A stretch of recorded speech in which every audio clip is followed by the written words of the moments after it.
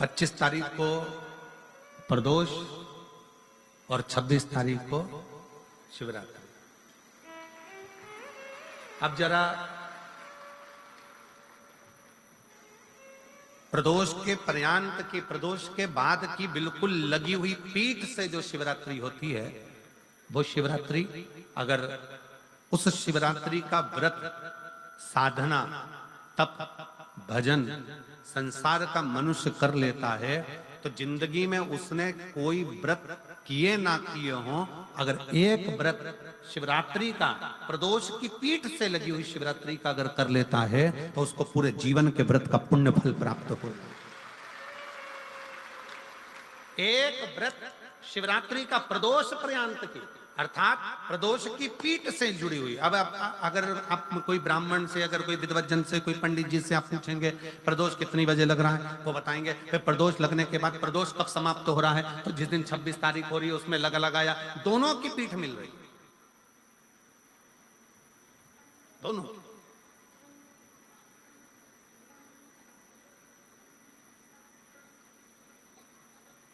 करो व्रत।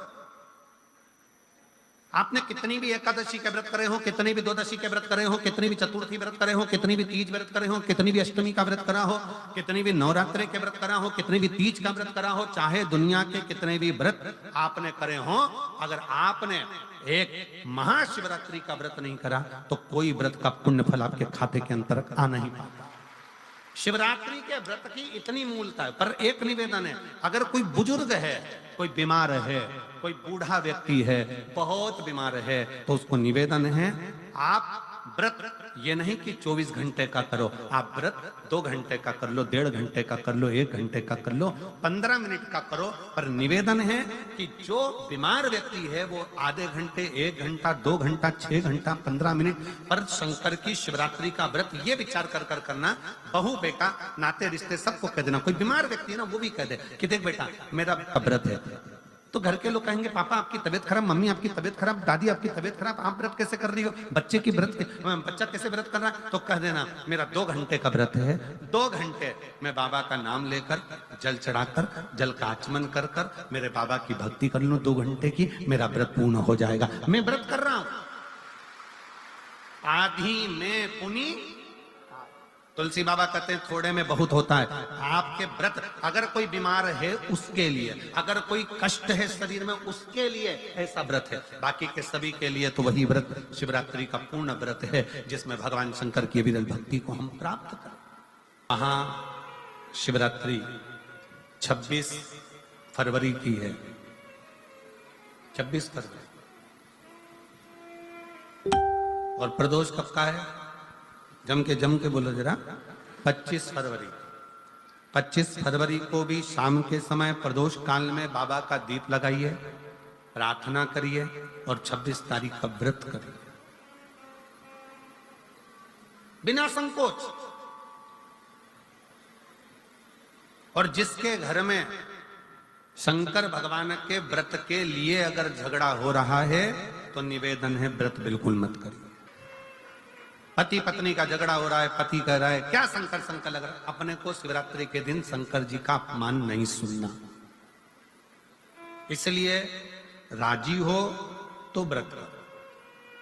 राजी नहीं है पति, परिवार के लोग राजी नहीं है, चिड़चिड़ कर रहे हैं तुम्हारे व्रत करने से, तो आपके चक्कर में शंकर भगवान की निंदा तुम्हारे कान में जाए, ऐसा व्रत किसी का, ऐसे व्रत की कोई मूलता नहीं। आपके घर के लोग राजी हो, माता पिता राजी हो, सास ससुर राजी हो, पति राजी हो, पत्नी राजी हो, परिवार के लोग राजी हो, बेटा बेटी सब, बच्चों का मन है मम्मी मुझे व्रत करना है, हाँ बेटा कर, एक ही तो व्रत करना है शिवरात्रि का, करो।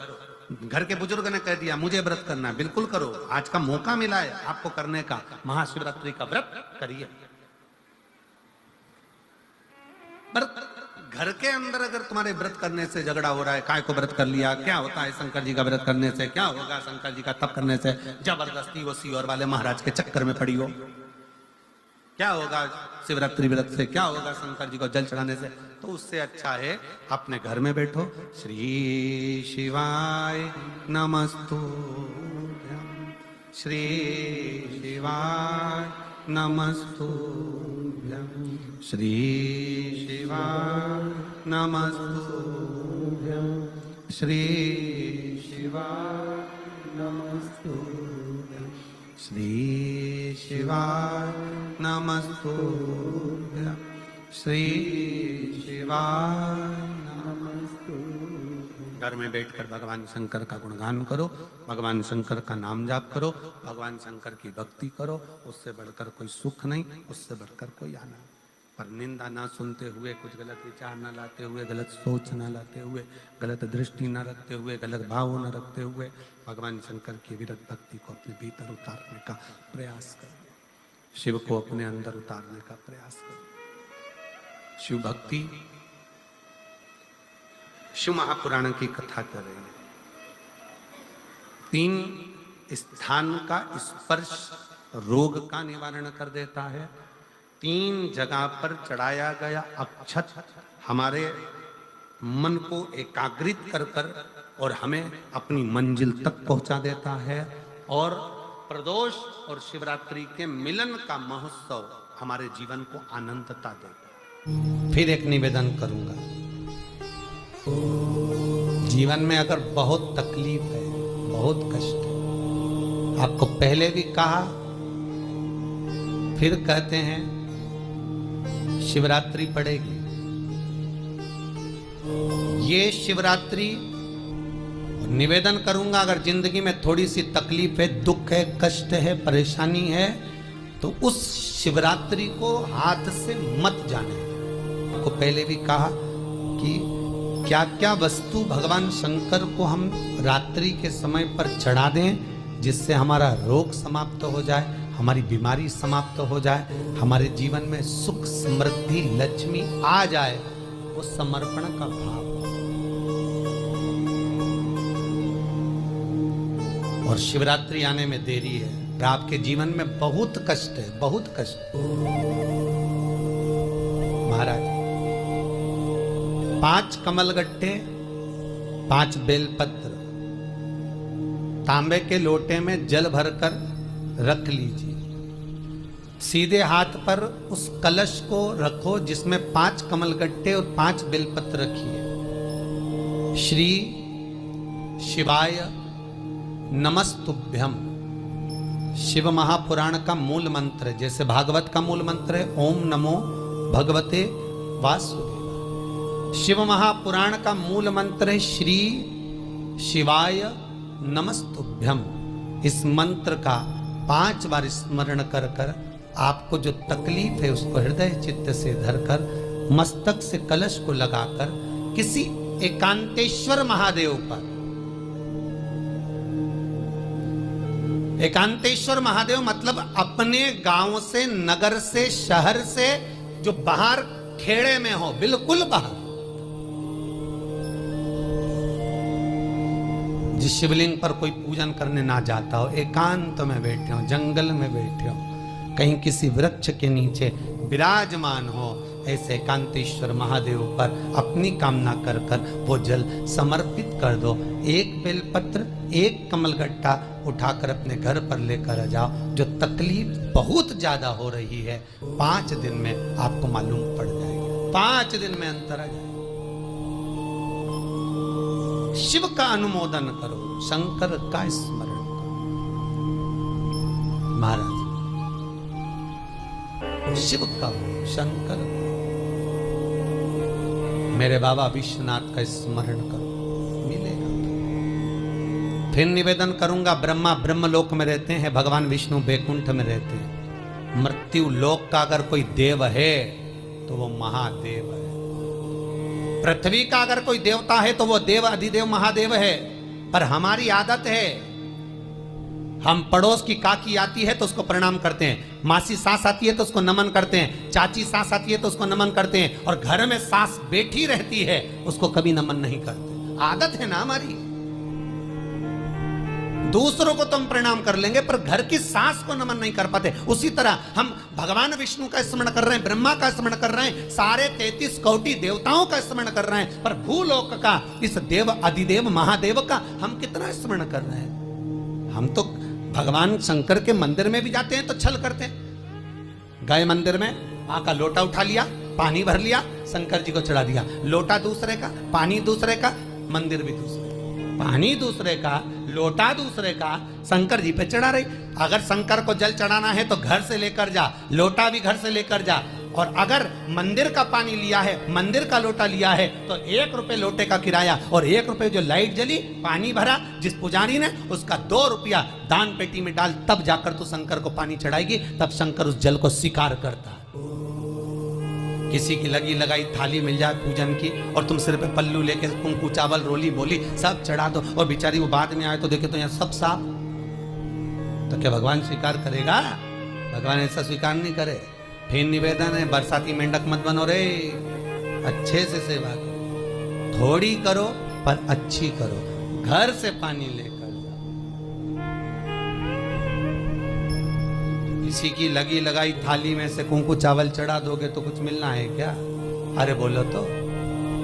विष्णु पुराण में तो यहां तक लिखा है कि किसी का लगा हुआ दिया, किसी का दिया मंदिर के अंदर रखा था, तुमने अपना डब्बा खोलकर बत्ती निकाल कर उसके दिए में रख कर जला दी और सोच रही है कि मैंने खूब बड़ा काम कर दिया, तो उसका तो फल ही नहीं मिला।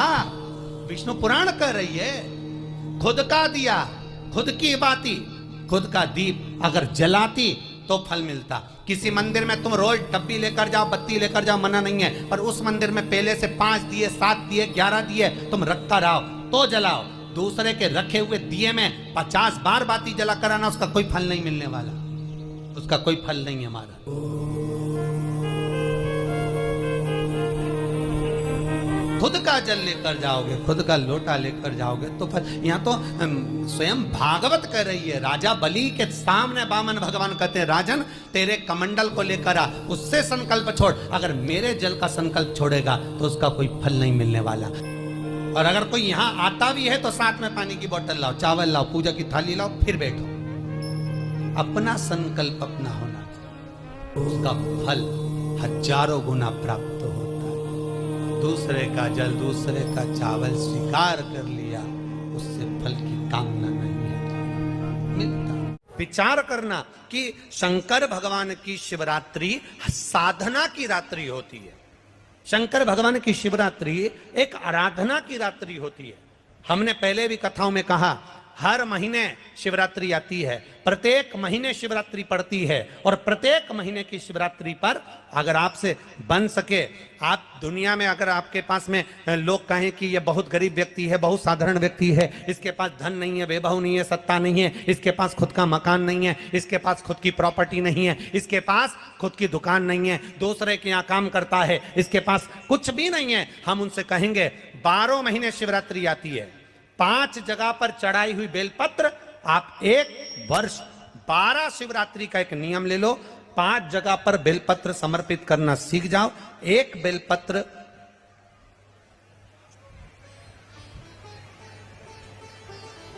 ये शिवलिंग, ये जलाधारी, बहुत ध्यान से देखना, ये चरण जहां से जल नीचे गिरता है, गणेश जी का स्थान, कार्तिकेय जी का स्थान, ये हस्तकमल, माता पार्वती जी का हाथ हस्तकमल, शिवलिंग, भगवान शंकर का स्थान। ऊपर से जो एक एक बूंद जल शिवलिंग के ऊपर गिर रहा है, शंकर भगवान की 5 जया, जहरा, शामरी, देव, बीच में जो एक मोटी सी लाइन है वो शंकर भगवान की छोटी लड़की, क्या नाम है? अशोक सुंदरी। ये पूरे शिवलिंग का वर्णन।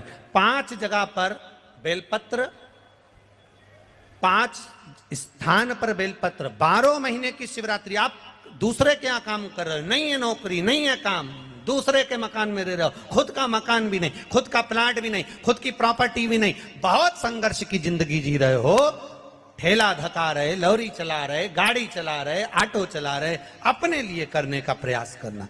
घर में जितने सदस्य हैं, 12 महीने शिवरात्रि आती है, 1 बेलपत्र अशोक सुंदरी वाली जगह पर, डंडी का मुंह नीचे की ओर, दूसरी बेलपत्र माता पार्वती जी के हस्त कमल पर।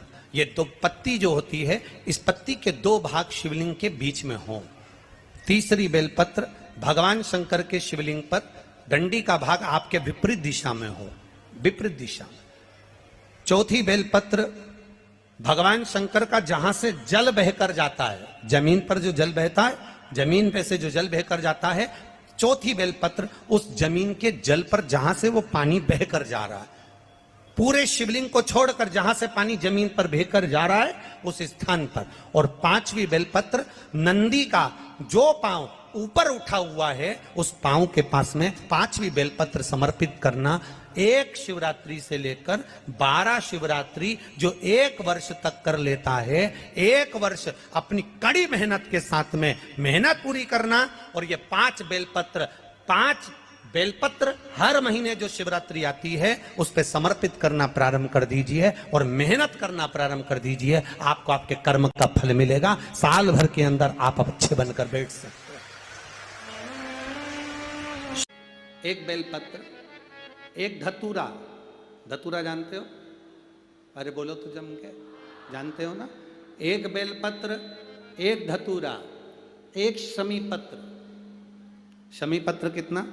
एक बेलपत्र, एक धतूरा, एक शमी पत्र और एक सफेद पुष्प। केवल एक सफेद पुष्प। एक आखा चावल का दाना। आखा का मतलब जानते हो? मतलब पूरा सेगा चावल का दाना। एक चावल का दाना, एक सफेद पुष्प, एक धतूरा, एक बेलपत्र, ये सब हाथ में लेकर अगर तुमको ऐसा लगता है कि आपको ऐसा महसूस होता है कि मेरी सारी राहें बंद पड़ी हुई है और मैं जिस काम में हाथ डालता हूँ वो काम आज होता ही नहीं, दिन लग जाते हैं। जब दुनिया के लोगों के पास में सुख आ जाता है तब भगवान मुझे सुख देता है, जब दुनिया का भला हो जाता है तब मेरा भला होता है।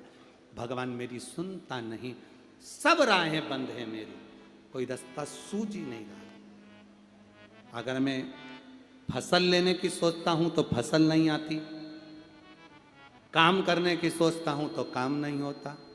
कुछ ना कुछ टेंशन मेरी जिंदगी में है। तो कभी मौका मिल जाए जिस दिन तुम्हारे हाथ में ये सभी चीजें हों, बेलपत्र, धतूरा, पुष्प, शमी पत्र, चावल का एक दाना, ये सब तुम्हारे हाथ में हो और शिवरात्रि का दिन हो, 12 महीने कोई सी भी शिवरात्रि का दिन हो, उसी शिवरात्रि के दिन जिस दिन आप दोपहर में मंदिर चले जाएं या शाम को जाएं या सुबह जाएं, कभी भी, पर शिवरात्रि के दिन अपने हृदय में ध्यान कर कर और त्रिपुरारी नाम का स्मरण कर कर।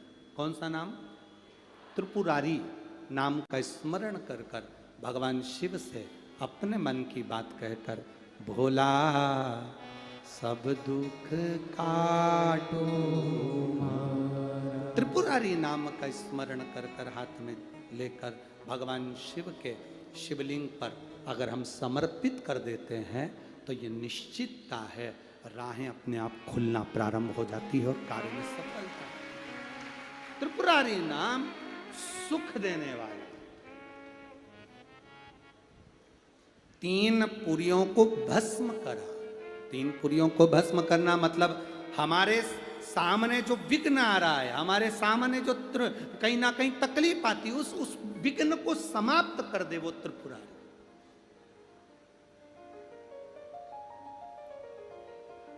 हमारे विघ्न को जो समाप्त कर दे वो त्रिपुरारी।